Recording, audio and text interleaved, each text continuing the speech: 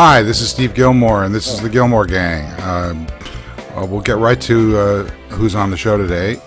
Starting on my extreme right and his extreme left is Andrew Keene, fresh from an appearance at South by Southwest that stunned Francine Hardaway into paroxysms of delight. So we'll hear more about that in a second.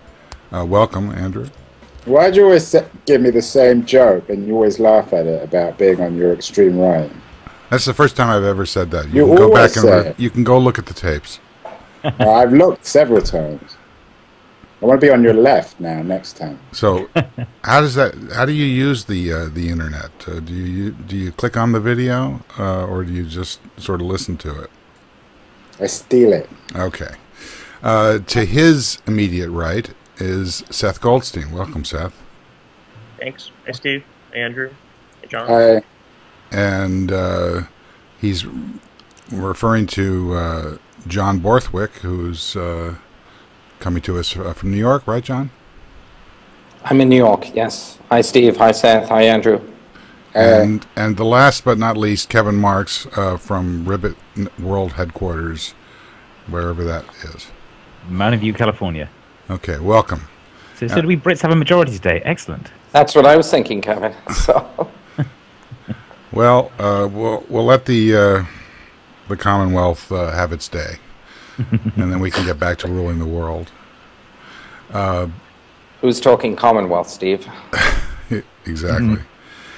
John Borthwick, we've seen since the last time you were on the show, we've had a couple of code drops that have been particularly interesting. One of them is something that I'd like to get to a little bit later that we've been experimenting with here, which is a BetaWorks company, or at least a BetaWorks investment. Well, what's the name of that product? Superfeeder. Yeah, Superfeeder, which is a PubSub hub. Yep. Yep. And I want to ask you a little bit about that. But first I want to get a sort of an overview. As you know, basically all we're doing here is, at least all I'm doing here is waiting for April 3rd so that I can get my iPad. So I'm trying to keep busy and not think about anything else. But Google Buzz was shipped. What's your take on Google Buzz? My take on Google Buzz.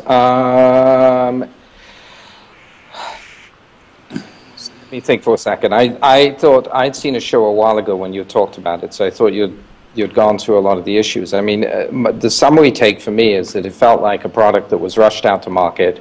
I think it's an important product because why else would Google place it into the stream of 170 million or so Gmail users? But I think it's a product that was rushed to market. There were clearly a lot of sort of corner cases that weren't thought through. So my first reaction when it came out was, why would they rush it to market? Seems like the Facebook Trident project, which is Facebook's email thing, may have been a reason. And you really think that that's going to be a threat?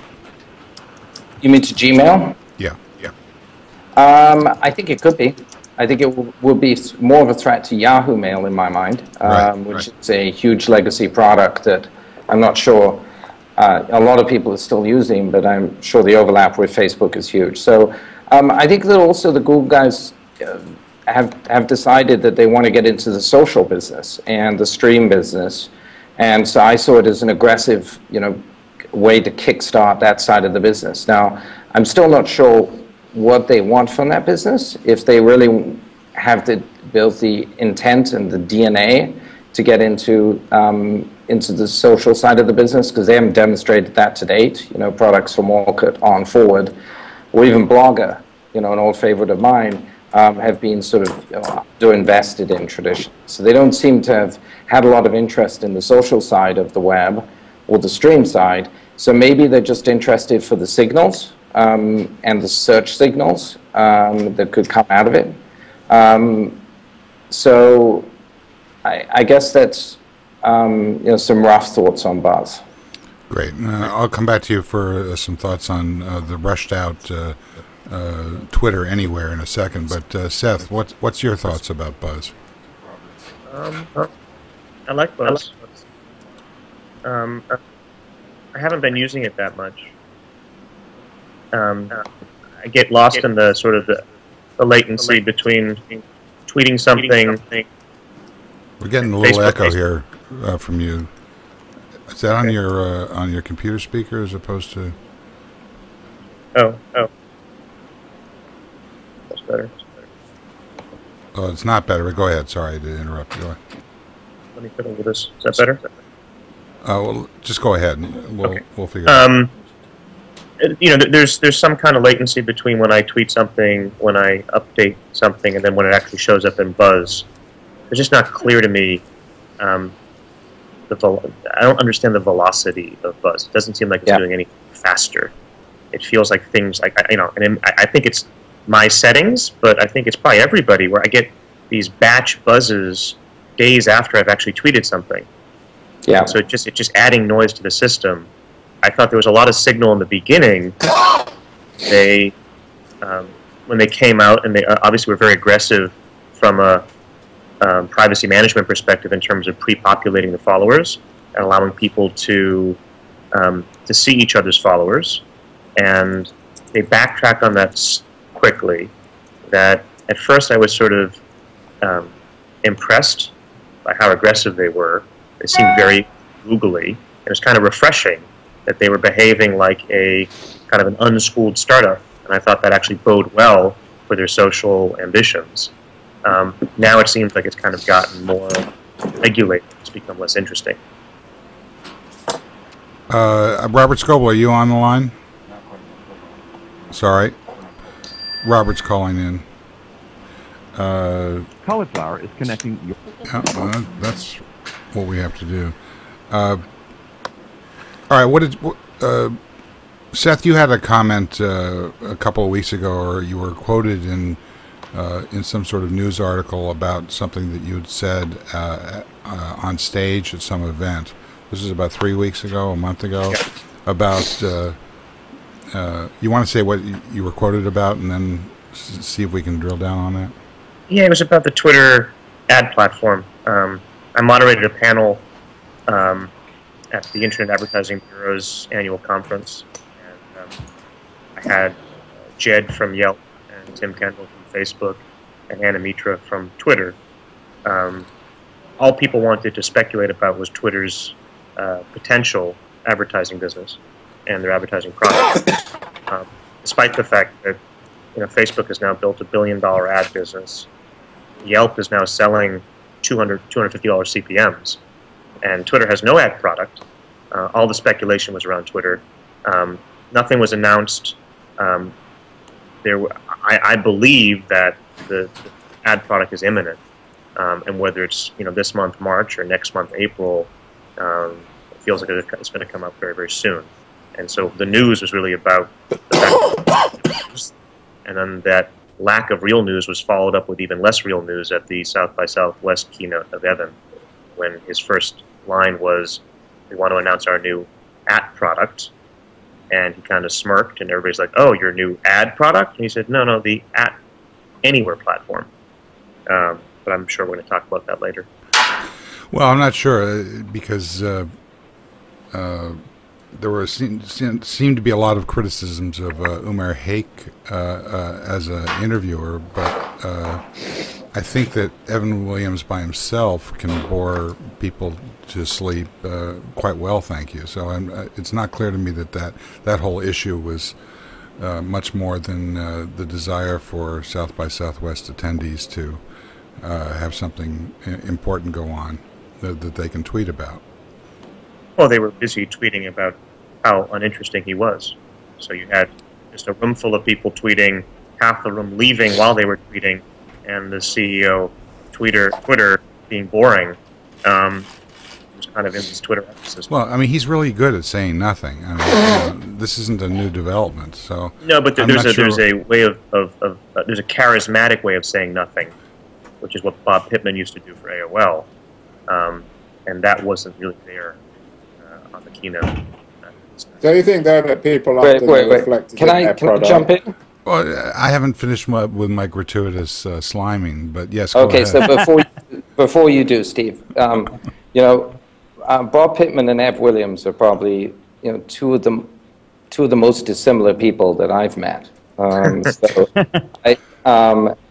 I mean, I think that. Well, you worked for Bob first, Pittman, didn't first you? and foremost, I wasn't there at South by Southwest, so I'm hesitant to comment on it because it's all sort of hearsay via the blogosphere and via a lot of noise. But that's the definition of the blogosphere.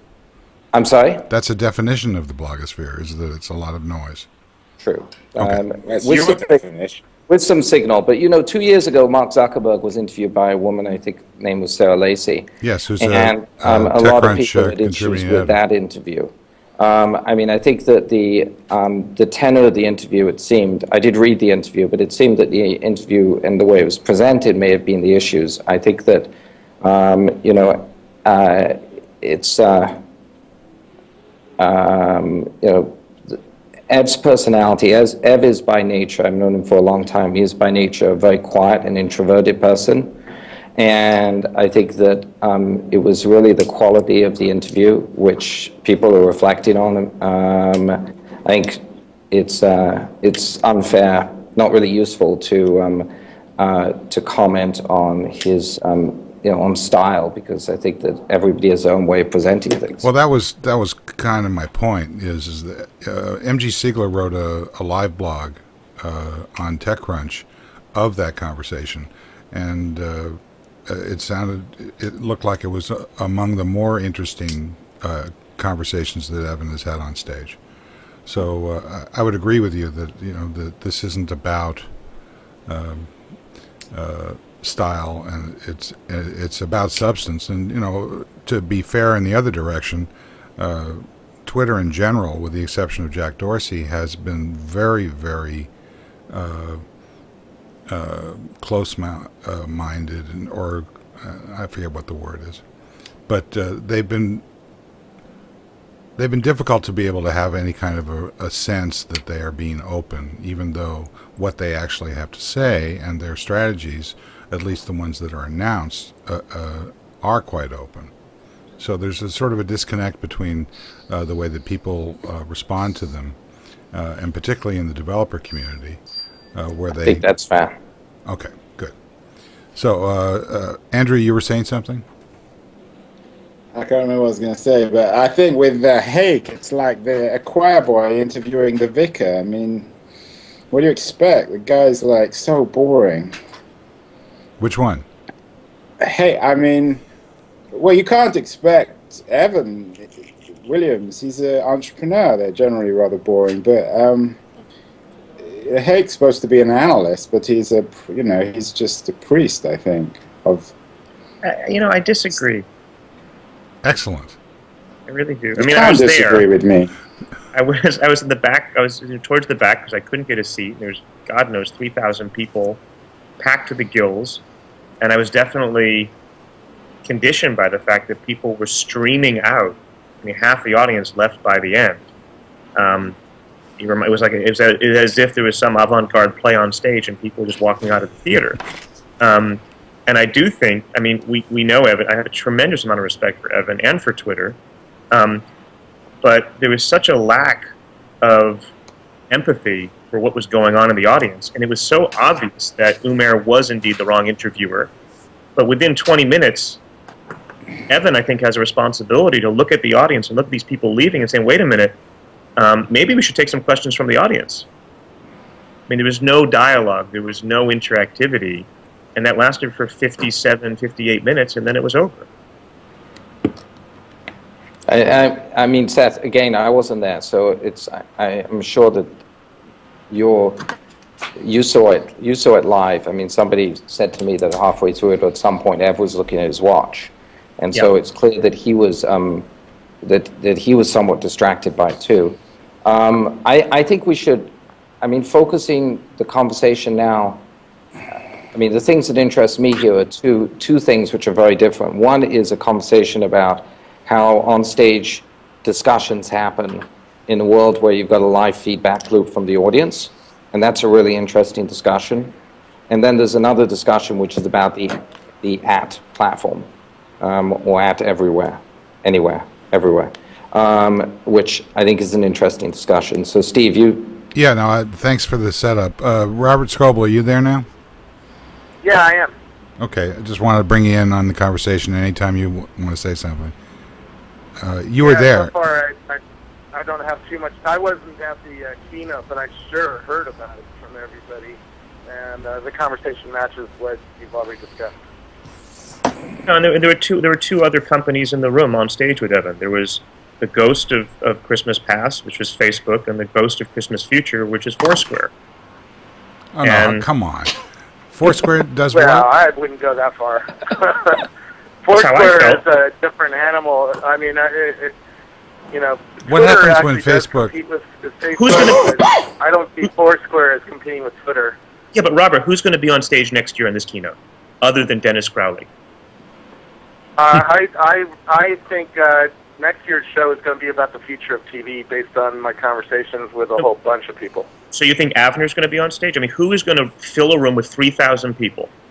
The only one that makes sense. Avner was on stage already and was one of the more interesting keynotes and generated a lot of discussion because of his debate with Mark Cuban. Next year, I suggest somebody new, like Comcast, for instance, is working on a social TV platform, which they are already pitching as the Foursquare for TV. No, and I think there's something cooking in this industry that is going to come out over the next year. Remember, Foursquare only came out a year ago. And so this was the Foursquare South by Southwest. You know, Foursquare and GoWalla were going at it everywhere. And next year, I think, is going to be about the future of TV. No, I agree that the content may be about the future of TV, but I'm actually specifically, if you think about who sits on this keynote stage with 3,000 people, you know, packed in the aisles. You know, 2 years ago was Zuckerberg, or you know, this year is Evan. Next year is going to be Dennis. The trajectory seems so clear to me. I think John brought up an interesting point about Robert, hold on a second. Andrew, go ahead. No, I was interested in what John said about, because I think Seth's completely wrong about Pittman. I mean, I've only ever heard two people. I only remember two speeches I've ever heard at any tech event. One was by Mark Cuban in about 1997, and the other was by Pittman in about 1998. And what seems to be happening is that the speeches are getting more and more boring. I mean, John, why was Pittman so interesting? He's a brilliant speaker. Where are we going to get some more Pittmans to say some interesting things? Can't you find someone? You're an investor. I mean, I think that, Andrew, when you a lot of the people in our industry and a lot of people who are thinking about this stuff aren't necessarily the most entertainment sort of. They're not necessarily the best people to put up on a stage with 3,000 people. So it's if you're looking for entertainment, you'd probably go to Vegas, but. I think I'm not looking for entertainment. I'm looking for inspiration, and I think there is a big problem with the tech business. Isn't part of the problem is that South by lets the startup pick the interviewer? Say that again, Kevin. I couldn't hear you. Isn't part of the problem is that the South by organization lets the startup pick the interviewer? That's Facebook picked Sarah Lacey, and Twitter picked Umair. Primarily because they thought they wouldn't get that challenge. Yeah, I mean, and they that's a great point. I never knew that, Kevin. That's a great point. If we had, Laura Fitton or John interviewing Ev, that would be more interesting because they could talk about the ecosystem. But Umair is going to talk about what he cares about. Well, I'd like to address Seth's point, which is that Dennis Crowley would be the only person to fill that stage next year. What happens if Facebook, makes an aggressive attempt to either buy them or introduce those kinds of social features, location features themselves in a big way with their mobile client? I mean, does that mean that because they only have 450 million customers that they're not going to fill the stage the next time? I mean. I just don't get why you think that Foursquare is going to continue to evolve, uncontrollably in the way that Twitter did last year.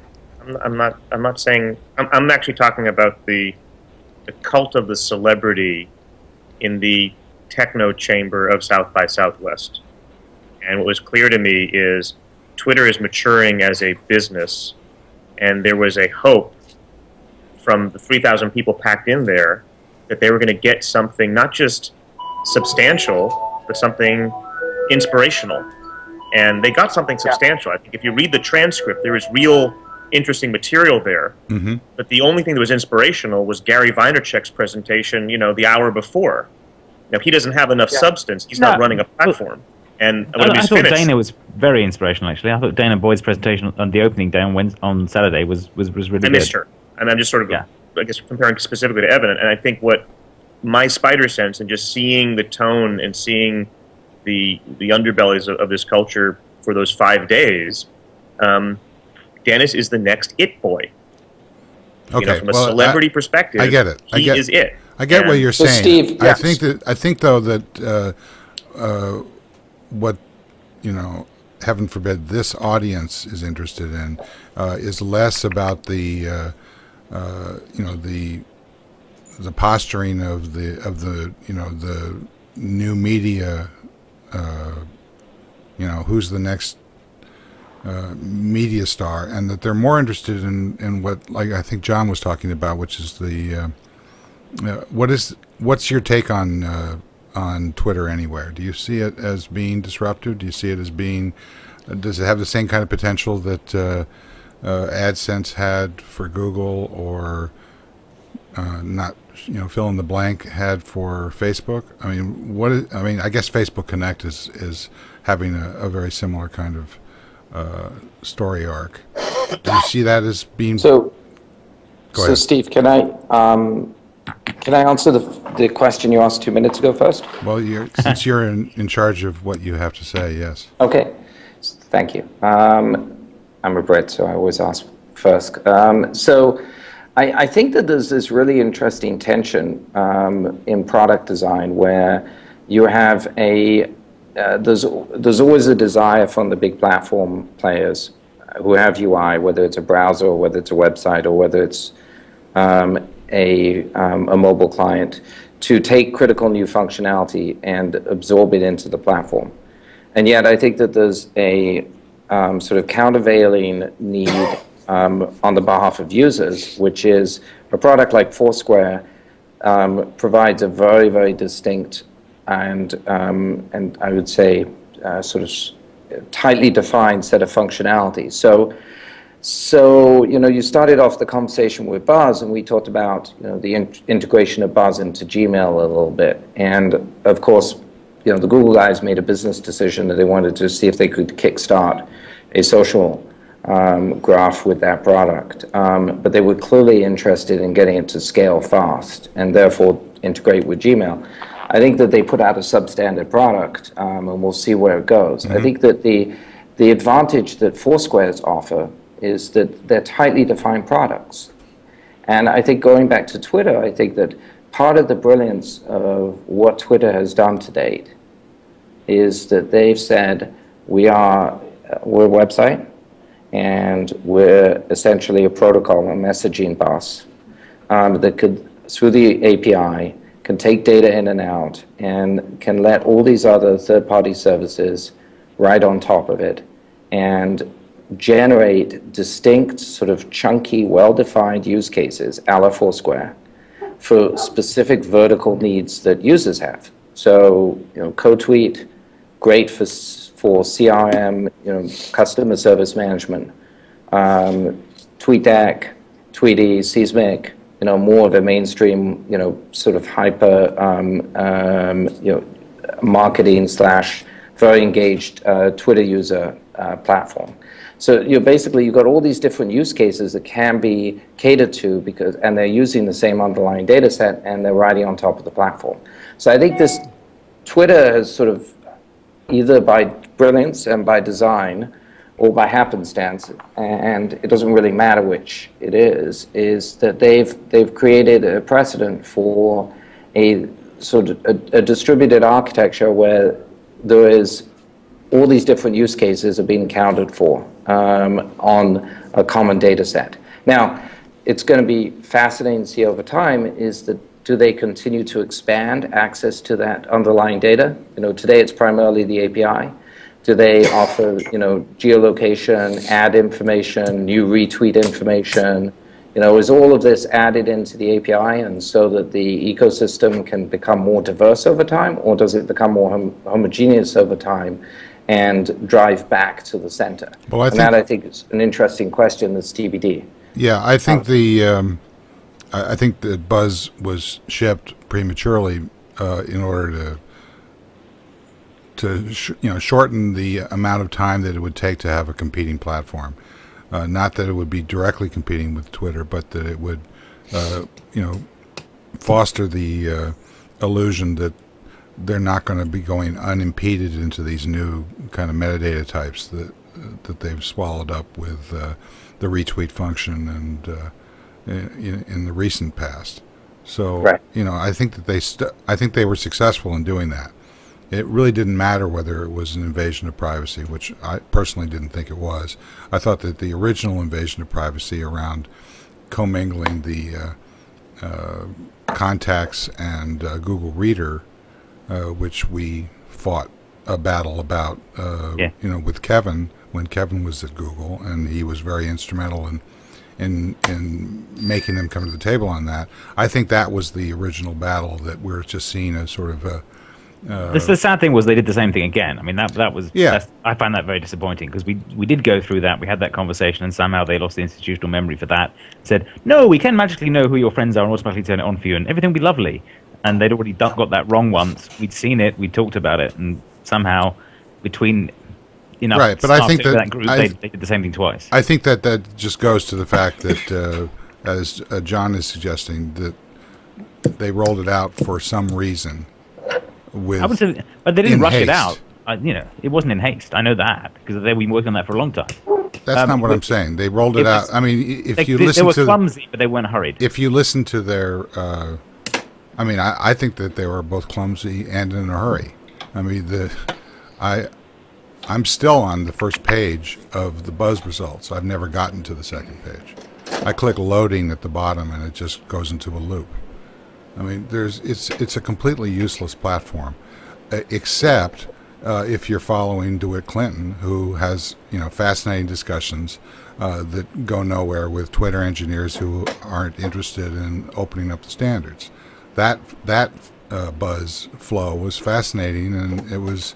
Like front feet on steroids. There's definitely a model that is going to emerge out of this platform, but that they rolled it out frantically, I think, is a no-brainer. Just because they had it working internally, why did they suddenly release it now? Not sure why they suddenly released it now, but why did they suddenly release it now? Yeah. Why? Companies don't do things for no reason.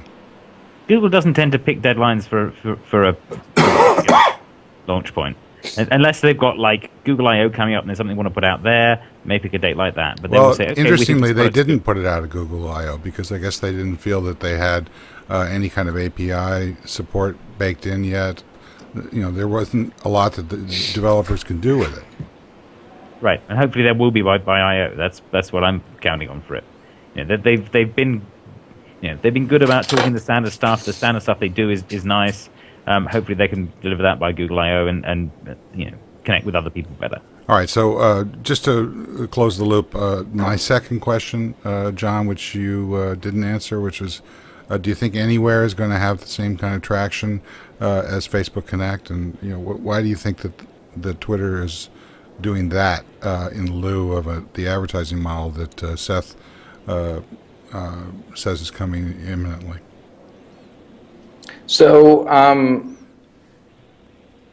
a couple of thoughts. So there isn't a lot of information out there about Ad Anywhere, and I've read about it and seen a couple of posts about it. But my understanding is that it is going to fall into the category of something like Facebook Connect. Why would Twitter do that? Well, distributed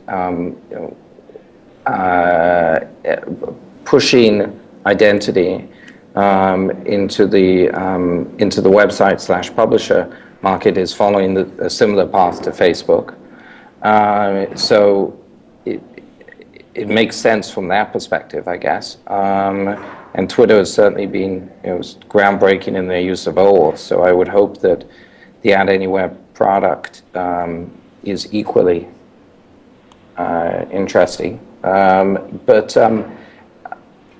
it's hard to know because I haven't really seen anything yet. What is it? Someone can explain what it is. What is? Ad Anywhere? Yeah. Yeah. Seth, can you explain? I mean, I think it's a login. It's a distributed way for people to log in and get Twitter functionality on third-party publisher sites. It's Google Friend Connect without the other 3 logins. Say that again? It's Google Friend Connect without the other 3 logins. Yeah, I think that's fair. And I think, again, what was so interesting to me to be in the audience was Evan is entirely consistent, and he's been consistent with what his vision and his goals are for Twitter. The fact that Twitter has become the great white hope against the hegemony of Facebook is not something that he caused or something that he's that interested in, but he's getting pulled into it. So it's easy to say, it's easy to say, forget about the substance. I mean, forget about the style of the presentation. Just focus on the substance. But and when I talked before about the ghost of Christmas past, Facebook is this incredible shadow that is threatening to become the new Microsoft. And so I think when you talk about why did Google Buzz launch, why this sort of rush maybe to push out at anywhere, I think it has a lot to do with Facebook. I mean, Facebook just overtook Google as the most watched, most visited site. And so what's happening with that anywhere is, it's on one level, it's just a nice, gentle iteration of Twitter. When you say that it took over, most watched site, AdSense is everywhere. So it's almost like the strategy that these competitors are putting in place to try and cope with Facebook, which I agree with your analysis, is to basically duplicate the Google strategy of moving from a single portal site for search to a global, trail of AdSense. Well, the ads follow, right? So if you're thinking about the implementation of Facebook Connect, Facebook is specifically not offering any monetization techniques or tools to the publishers because they don't want to come across as the world's largest ad network, at least not yet. So what they're positioning... What will it mean? Well, I still don't understand. So let's say this new implementation of Twitter, you go to the New York Times, what will you see and what's the business model? I don't think they've made it clear, so I can only speculate, but my sense is... Well, you sound like you know what you're talking about, or you give the impression you are. You'll have functionality in the New York Times that you would otherwise need to get by using a Twitter client or Twitter.com. Right? So the New York Times get on Twitter. You'd be like, go to Twitter on the New York Times. Is that what you're saying? You can follow people directly from it. You can curate tweets. You can maybe message your followers all within that publisher environment without leaving the publisher, in the same way that with Facebook Connect, you can follow streams, you can favorite things without going to Facebook.com. Go ahead, John. So, Seth, I was going I think that the Huffington Post has been at the forefront of innovating in this space. I mean, they've done a whole bunch of implementations with both Facebook and Twitter. And I think that one way of thinking about this, Andrew, is sort of a more distributed self-service version of a lot of what the Huffington Post has done, if you've looked at that. And it lets you do all the things that Seth just described, basically use, follow, and interact with Twitter on the publisher's website. So it's just a private label. Still, I don't... What does it mean? You mean be really doing Twitter, but it'll have a New York Times page? Well, I mean, take a look at what Facebook has done with its chat capability. When it first rolled out, it seemed like sort of disconnected, from everything. You had to sort of live on Facebook in order to use it.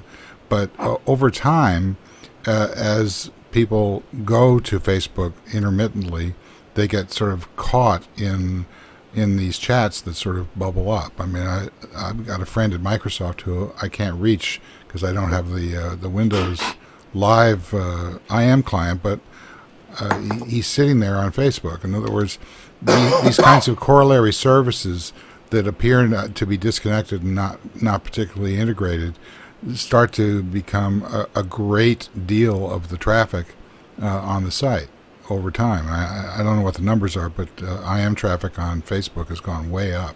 Steve? Well, let me ask John this question. So, okay, John, so I'm a Twitter user and a Huffington Post reader. What will be the difference when I use this Twitter thing on Huffington Post? What will I be able to do that I can't currently do on either Twitter or the Huffington Post? So a couple of things, Andrew. So first of all, you're going to Huffington Post and you want to take a look, and there's a particular article that you're reading, and the journalist has a Twitter account. So it's going to be an easy way to subscribe to that journalist account. Much of that is done today already through third-party widgets and through tools that either publishers or third parties provide. So there's not a lot new there. Right. But I think that, but if you do go to the Huffington Post today, what they've also done is that they've done extensive work around Twitter lists, so that as you're looking at a particular article, you can see a list which is a right-wing and a left-wing point of view of the particular event. So I remember seeing a couple of weeks ago when Obama was doing one of the healthcare talks, the video was running on the HuffPo, and underneath of it was sort of lists with various sides of the aisle, Twitter in a way, and commentary on this particular issue. So stuff like that I think you're going to see, but most fundamentally it's the ability to authenticate and to use Twitter on the website. That means potentially to be able to use Twitter to post on the website and do all of the things that you can do with Facebook Connect. So it's somewhere in that space. But the real answer is who the hell knows, because this thing hasn't gotten a lot of definition. So I guess. Yeah, Robert, go ahead. Yeah, they're right on. In fact, a new feature that was just added to Twitter while I was at South by Southwest, although some people got it earlier. If you go to twitter.com and mouse over somebody's name, like Andrew Keene, you'll see whether you're following that person or not. But that's on twitter.com. Now imagine that functionality was able to be enabled on my website, because I'm already putting Twitter lists on my blog as well.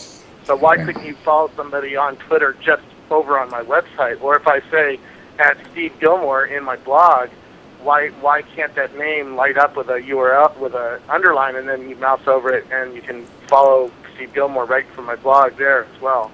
If they stick that kind of system into everybody's website, they build defenses against Facebook and Google, right, and they become the new identity system for the web. Seth, they become the new cookie. Yeah, let me build on this, and this is why I believe the stakes are so high.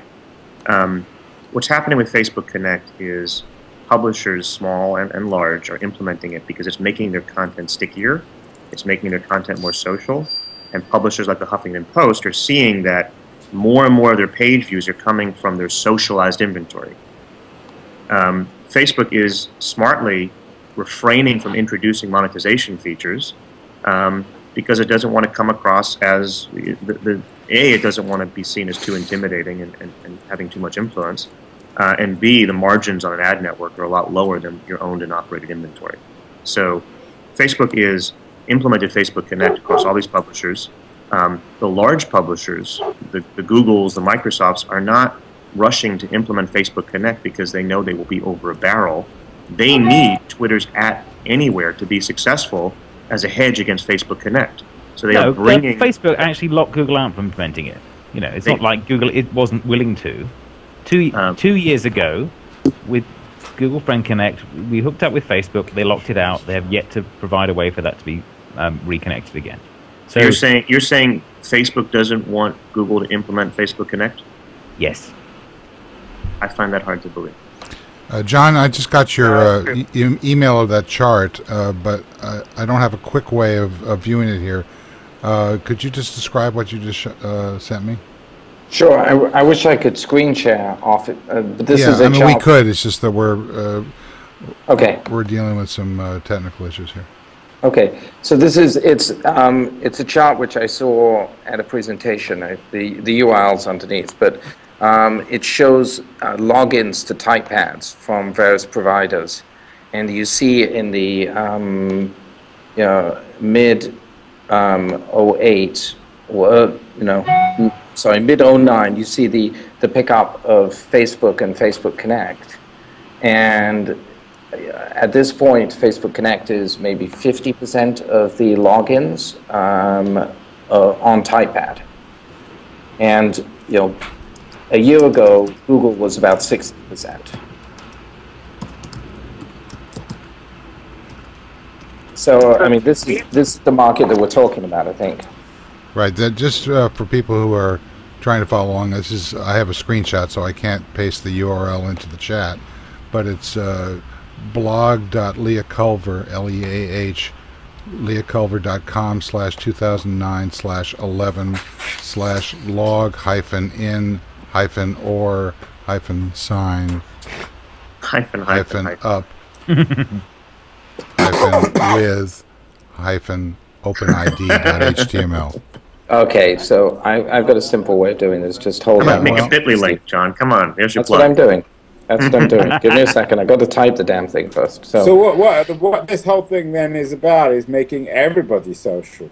It's sort of it's taking Twitter from its side and turning the whole internet into like one big Twitter. Yeah, all media becomes social. That's the theory. The question in my mind is whether or not this is going to have the same kind of viral impact that previous stabs at this, like the one that I think is dominant, which is Facebook, have had. I don't see Facebook being threatened by this, by Twitter anywhere at all. I was particularly intrigued though with what Robert Yes, said. Robert, go ahead. This is where Foursquare actually could disrupt Facebook. I'm not saying it will, because there's a lot of challenges for it to get the kind of scale that will get everybody's attention. But they're talking about, and I'll call them malleable social graphs. And what I mean by that, if I'm going to go to Napa and want to go wine tasting, should I listen to all my friends like Facebook says are important, or should I listen to only those friends that have actually been to, let's say, 5 or more wineries in Napa? And that's where Facebook or Foursquare could be disruptive of Facebook. Foursquare knows a little bit more about my social graph than Facebook does. Facebook doesn't know where you guys are located near me, and location does matter when I want advice. If I'm going to go to France, I want advice from people who live there and have visited there, and the rest of you can go to heck, right? And these new malleable social graphs are going to come at us from these new systems. Comcast Social TV is going to study TV behavior. If I want to know what shows are like 24, why am I listening to anybody who hasn't even seen 24 before? I should be studying my friends who have seen 24 and know it well. I think that I'm very intrigued by what. On the other Robert hand, said. you might want to look at what Gary Vee or Ebert has to say. That's the sort of Twitter difference, which is it's not just your friends. You can also follow subject matter experts as well. It's an information network thing that Evan was pushing very hard. If you want advice on Napa, then you would listen to Gary more than you would listen to me.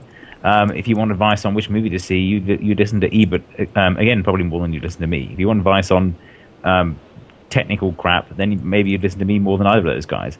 And part of that is you can make that choice yourself because you've chosen who to follow. That's the distinction that Twitter are now making between themselves and Facebook and other social networks. They're explicitly saying we're not here for social, we're here for information. Can we ask Robert to expand? Hey, Robert, it's Andrew. Could you expand a little bit on what you mean by television becoming the center next year of how what you call the social graph is going to change everything in that front, and how all this stuff is kind of escaping from the niche and becoming mainstream. Yeah, some things are happening to our TV watching in the last couple of years.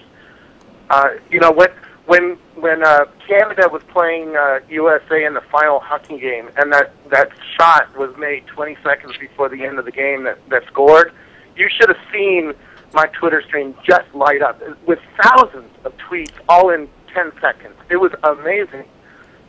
That tells us that we are watching TV together with a computer on our laptops or an iPhone in our hand, or soon I'm going to have an iPad in my hand while watching TV. And we want to have a shared experience about TV. So that's one data point. Data point number 2 is iPad is coming, and that is going to change how we interact with each other while consuming entertainment, i.e., hanging out in the family room with the family. I'm going to have casual games running on that thing, and I think I'm going to buy multiples of those so that my kids can play casual games with me, and we can play Risk or Monopoly or Doom or whatever kind of games we want to play in the family room, but we can also have our own individualized entertainment systems. And Comcast is talking a lot about this. They say you're going to be able to watch the social networks for hints from your friends that something cool is happening. So if you didn't know about that Canadian-USA the hockey game, or you didn't know that the Oscars were on, or you didn't know that Tiger Woods was about to come back, and that might be interesting to you, your friends, the people you put into your social graphs on Facebook or on Twitter, on Foursquare, whatever, are going to tell you that there's something cool happening in the world of entertainment that you should pay attention to. And then you're going to switch on your social TV system, which you probably were already watching, and somebody might even link over to it. Think about Foursquare. How did we find out about Foursquare? Somebody in our social graph said, hey, I'm the mayor, right? And you clicked on it, and it took you over to Foursquare, and now you're like, oh, well, he's Hardaway's the mayor of Pete's. I can't let that stand, so I'm going to join the system, and I'm going to check in at Pete's, and I'm going to kick Hardaway's ass, right? Same thing is going to happen with TV. We're going to see Hardaway's watching 24 right now. What's 24 all about? You're going to click a link. It's going to take you over to a chat room, forum, information system. The video is playing right there, so you can watch it for a couple of minutes, preview it, and then Comcast says, if you like that show, you're going to be able to click a button and have your PVR either record it for watching later, because maybe your kids have control of the TV and maybe you want to watch that later, or you're going to be able to turn on your TV right there and watch the live stream version of 24 or whatever is going through the social system. So and it might not be Comcast, right? Boxy is trying to figure this out. Xbox has Xbox Live. It has hundreds of millions of people connected through their Xboxes, and they're trying to figure this out. And I see all of these systems changing radically in the next year, and therefore I think something's going to come out at South by Southwest next year that people are going to recognize, oh, this is the TV South by Southwest. That's my prediction. Whether it comes through or not, I don't know. John, are you seeing a lot of startups now with interactive TV?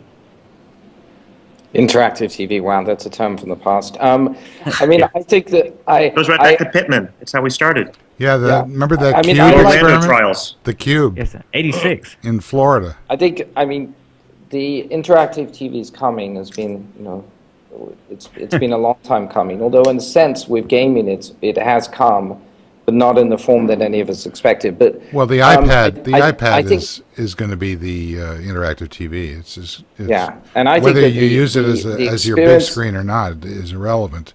If you have the iPad. What do you think, Steve? I think it's going to be the iPad. The answer is yes. I'm in violent agreement with myself. I didn't think you liked the iPad. You told me that the iPad was going to be a failure. I never said that, and I didn't. Go ahead, John. I love the what Robert painted. I think that increasingly we're seeing people manage and sort of juggle between all these media types, and we've seen it on the desktop, and it's now been integrated into the various devices in our lives. And so I think it's I think that when you take what Robert outlined and summarize it as as interactive TV. I think people's eyes glaze over because they've seen that time and time again. But I think that, as so often happens in our industry and our business, is that we're going to see something come up, right beneath us, which is going to be not what we expected, but kind of what we needed. John, that's my point. I've been reading this mobile internet report from Mary Meeker and Morgan Stanley, which you should get a hold of it because it's really phenomenally rich in terms of data. And one of the things, I can't even find the chart anymore because there are 600 slides in this report, but the number of people who are watching television with some sort of screen at hand is now, I think it's 30%. It's doubling every 3 months. Right. So interactive TV has been here for quite a while, and we're starting to see the major networks starting to tip over and moving Golden Globes to a live format, because the Twitter announcements about the live feed on the East Coast are destroying the business model of the network. Go ahead, Seth. You have to leave? No, I'm not leaving, but I think this is the same conversation, meaning I think the conversation around Facebook Connect and around Twitter's @Anywhere, as well as the conversation about whether or not Foursquare has legs, those are all social identity systems. Who am I? Where am I? Authenticating yourself is absolutely related to the experience of interactive TV. And so when I have the iPad on my lap, I'm going to need to authenticate through some system, whether that's Foursquare, whether that's Twitter, or whether that's Facebook, where I am and who I am, so that other people who are also interacting with interactive TV can have a social experience with me. Facebook Connect is obviously, has a huge lead on everybody else, and the game may be over before other people even start. I think it's Twitter represents the great white hope that there's an alternative social identity system to Facebook Connect that will power these layers of interactive TV that we're talking about. Well, I think both of them are options, but there's also the chance to actually build something that's generally decentralized and isn't baked into one side. That's the real interesting part of this, and that's a chunk of what I've been talking about for the last 2 years. But I mean, there's a lot of people the decentralized story. I hate to beat a dead horse, but what I just said about these screens that are popping up on our laps and in our hands, that is decentralization. This isn't something that's going to happen. I mean, everybody was excited about Buzz because it was marshaling some of these different groups, Webfinger and Salmon, et cetera, that they somehow were going to get some support from a major vendor, and that was going to sort of push them over the wall and into sort of a suite of common adoption. We'll see what happens. I mean, historically what happened with integrating open standards in the Y2K period, Microsoft basically triggered the war, but with incorporating TCP/IP into the stack with Windows for workgroups, and then Lotus, IBM, pulled a browser off of their IBM stack and used it to provide web access to notes. And then Netscape tried to buy Collabra and a whole bunch of other different, open standards or open source products and try and mix them together, and they got clobbered, basically. But I have a question for John again. I mean, Robert's implying, John, that the innovation in television is going to come from above by companies like Comcast. Can the innovation come from below? Well, it is. I think that's the point, that it is already, right? I bet. My bet is it is. I mean, that's what. Yes. What do you mean? Andrew, Your bet? Hang on a sec, Robert. I didn't use that. Okay. Hang on. I just wanted to understand what John was saying.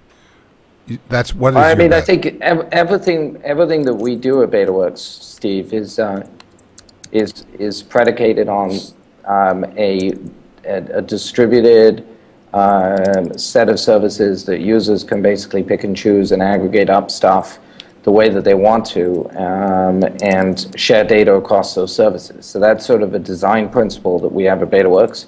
And I think that the likelihood that the big media companies are going to be sort of architects of this new experience, I think is it's unlikely, because they have an existing franchise. I mean, if you talk to Comcast, I mean, or talk to the cable guys, you know, the TV Anywhere project is, I wouldn't say it's antithetical to this, but it certainly runs in a different stream. But I mean, under the hood, I mean, you know, Google has been using open source technology to bootstrap into their entire OS. Same thing with Salesforce. I mean, there are a number of companies that are using. I mean, historically, again, going back to the Y2K timeframe, IBM jumped in big time with Linux and built out an ecosystem which supported a number of the engineers and entrepreneurs that are now forming this sort of Foursquare kind of opportunity. I mean, these things don't come from nowhere. Right, and they're not mutually exclusive. I mean, I think that to think of the world in purely open closed terms is wrong. I think that it's the shades. There's a lot of shades of gray in between. I think that businesses, large incumbent players, have consistently been willing to open up and be incredibly open in businesses where they have no existing franchise. And so, you know, Google is a lot more open on Android than they are in terms of data access to search or to AdSense. You know, it's like AOL was, you know, supposedly open in sort of corners of its business. So I think open is both a tool that businesses use. I think that it's also a cost driver for a lot of these businesses. I think you mentioned IBM. I mean, I think Linux was a godsend for a lot of the enterprise businesses from just a pure cost standpoint. So I think that you've got to think about these as relative shades of gray. I mean, I think that the Google guys are, as a company, they're definitely embracing a lot more open standards than most other companies of their scale have to date. But there's still aspects of their business that are very closed. I mean, I'll give you one very... Where's the content going to come from? That's what I don't understand with this television thing. Where's the content going to come from? Well, I mean, I think that, Andrew, the professional content is gradually moving online, and the UGC, or what would you call it, the pro-am content, or the stuff you love so much. Well, I wouldn't use it. I wouldn't just the use cult the content. On a content. There you go. Thank you, Kevin. Andrew's favorite stuff that he watches every night. That stuff is, I think, becoming more and more important because the lack of availability of professional content, and also because, dare I say it, Andrew, I think some of it's really good. It's, you know, targeted at niches and at verticals, but it's really good. I mean, heck, Steve's bet is that some people are watching this show, and this has got to be a niche of some. Well, eventually. Maybe not right now. I was going to... We've been experimenting with secret broadcasts, by the way, but nobody knows about them. Steve's the next generation broadcaster who creates product design that nobody I was going to give one example quickly of this open-closed dilemma and of, you know, how open is your data. You know, with the Google guys, in the last week, I was struggling with my wife's Gmail account. So she'd been on Gmail for a couple of years and a happy user of Gmail, but she uses Gmail through Apple's mail client. And so she never goes to gmail.com. And about 6 weeks ago, she started having a lot of connection problems. And she was finding it harder and harder to use Gmail through the Apple mail client. And so I directed her to start using the website. And I also started digging in, trying to figure out what was going on. It seemed that there was a connection, too many connections that were coming from the Apple mail client. Well, after a lot of digging, you know, I find some posts on some boards somewhere which explain that Google is throttling use of Gmail from third-party clients because they want people to come back to the website. And so she's obviously not paying for a Gmail account. And so Google's made the decision that they want to sort of start driving people back to the website so they can promote things like bars and they can have ads in there, because if you use a mail client, you don't have those things. So you can see there's this very subtle line between open and closed, and I think that in my mind, the thing which is needed in all of these cases is just some transparency around these rules. I wish Google in this case would just say, you know what, we want to do this, and if you want to pay, us $3 a month or $10 a month to be able to use it from a third-party client, then please do, and if not, come to the website. So that's my preference from a design standpoint, but I think it illustrates this tension between data on your website, where you own the UI and where you can push other products and ads on it, versus a more distributed model. And I think we've got to figure out how to make the distributed model make sense for businesses, because it clearly makes sense for users, but businesses tend to then throttle it. Robert, you had one thing to say? No, I interrupted you. If you've forgotten it, that's fine.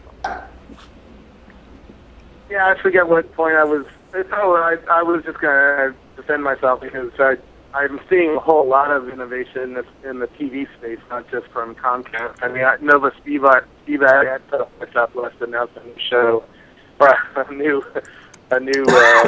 TV guide, a new online live guide called Live Matrix, and that was pretty interesting. And there's a whole lot of them that are competing in the space. There's Redux, which pulls video out of Twitter. There's Magma, which the guys who built Rocket Boom are working on, and on and on. I mean, we should make a whole list of what's going on in the interactive TV space. But I don't know that clearly something's happening. Yeah, I don't know though that Seth. I don't think you think that the keynote is going to be South by Southwest next year is going to be a video guy, or do you?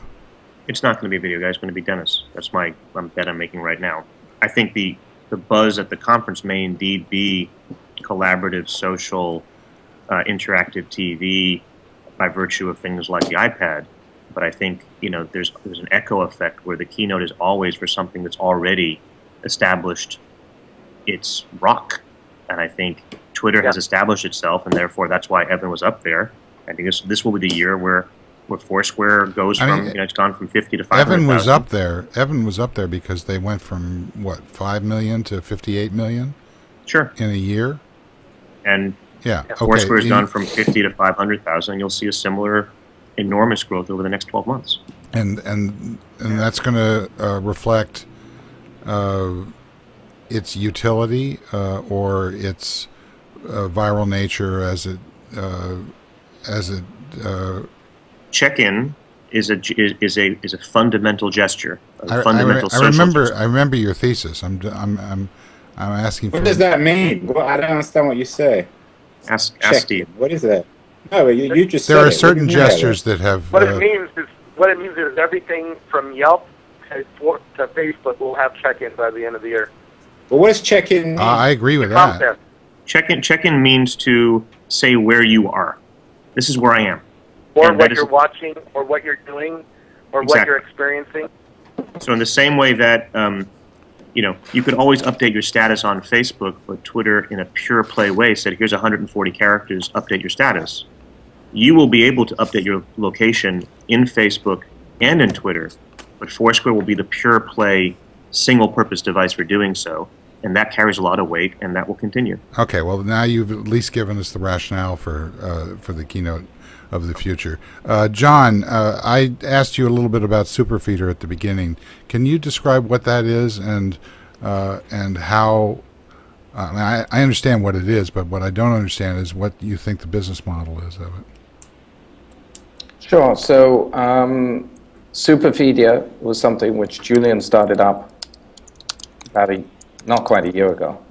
And so it's a fairly new company. It's scaling really fast and nicely. And what it is it's offering a hubs for people who publishers and the like who want to use PubSub and who want a hub that is outside of Google. Right. So I mean, the way that we started to get interested in it was as a kind of a replacement for FeedBurner, basically. That it would give us the ability to do what I've been waiting for FriendFeed to do for a year now, which is to do something called stream splicing. This seems to be that kind of an engine. So let's say that we can aggregate, groups of streams. What you described as lists in your previous comments about, the right and the left wing streaming below on Huntington Post. But taking it down to a data level. Microsoft announced at Mix a couple days ago an open data format, which basically is sort of an extension on top of Atom and HTTP, which would seem to have some sort of relationship to taking these open streams and pushing them into a reliable, push or PubSub Hubbub inspired real-time mix. How do you see this as emerging? Is this just going to be rocket science behind the scenes, or is this going to have some sort of a consumer edge to it, which then will get baked into the enterprise? Wow, there's a lot there. So, I'm going to punt on the enterprise side of the question. So you may want to. Well, I'm just saying that's the end of the trail.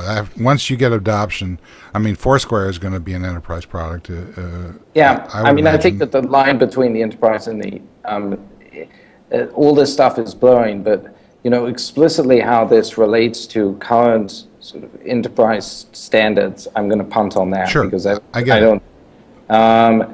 But I think that what's happening is that you are seeing a set of protocols out there being pushed into market, and the primary customer for these today is publishers of various kinds. On Superfeeder, you could see the pace at which Julian's signing up publishers.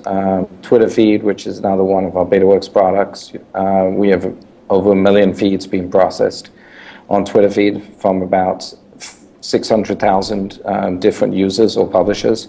So I think that and publishers is when I use that term, it's very broadly defined, right? Because I think in this world, you've got brands who are publishers, you've got traditional publishers who are publishers, and everybody is participating in this as a content producer. So it's not, a publisher isn't just the Huffington Post. It can also be, we had Pepsi who signed up a couple of weeks ago for a white label version of Bitly because they want to use that for their publishing. So thinking about Pepsi as a publisher is definitely, I think, it's sort of an expansion of that definition. So those are the people who are using it first, and what they want is that they want a platform that scales. They want a platform that lets them scale more efficiently than the current infrastructure.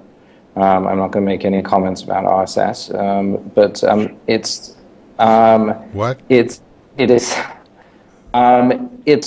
it's about cost saving. It's like what we were talking about before with open source. It's about cost saving. It's about standardization of formats, and I think it's about using the cloud to scale up your ability to push this data in real time. Just a comment about RSS. I don't agree with Dave Weiner a lot these days, but one thing I do agree with him about is that Google should support RSS and RSS Cloud. Just basically to take that argument off the table. I agree. Yeah, and we had Brett Slack. RSS, just not RSS Cloud. Their support for RSS. Like for example, Microsoft is now doing this open data initiative.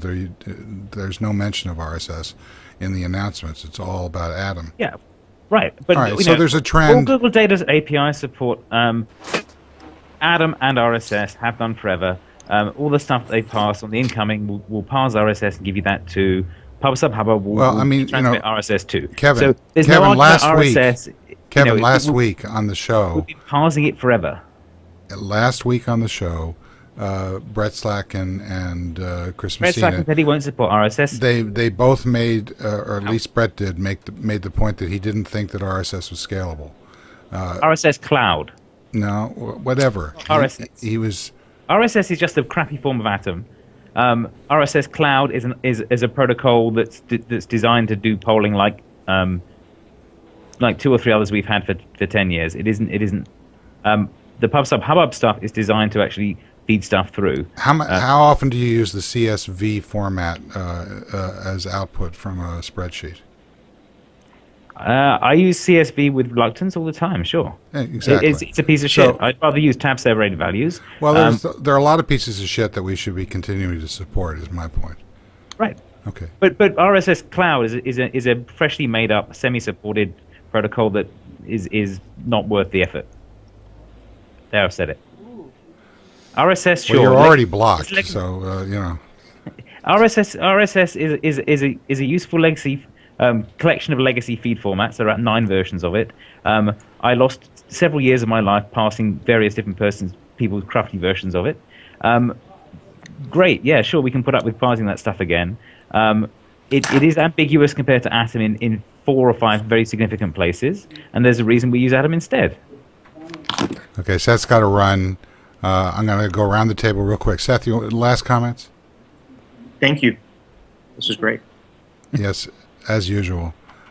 Somehow you inspire the strangest stuff that turns out to be highly prophetic. Stickybits.com. Maybe we can talk about that next time. Okay, great. Andrew, any thoughts? Well, no, I think it was great having Seth on, and I'm intrigued by his idea of check-in, and I'd like to talk more about that in future, so it would be lovely if he could reappear. Could you, Seth? I'd be happy for you. I would be happy to. Oh, lovely. Thank you so much. Who knows? You might have a third book. Thank you, Andrew. John Borthwick. Hi. Thank you, Steve. Hi, John. My vote is for Andrew Keene to interview Dennis Crowley. Next. I think that would be the best of both worlds, and you could have Francine Hardaway on stage as court reporter as well. And people would be twittering away, say, "What the fuck is this guy asking?" Did you say "fuck" on television? Kevin. I think Twitter should support Adam. Their support is pathetic. There, you said that too. All right. Really, I should have had lunch today before this, shouldn't I? I'm grumpy today.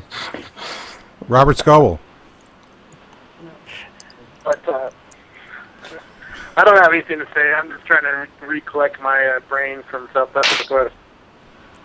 Well, you did pretty well in starting this interactive TV thing.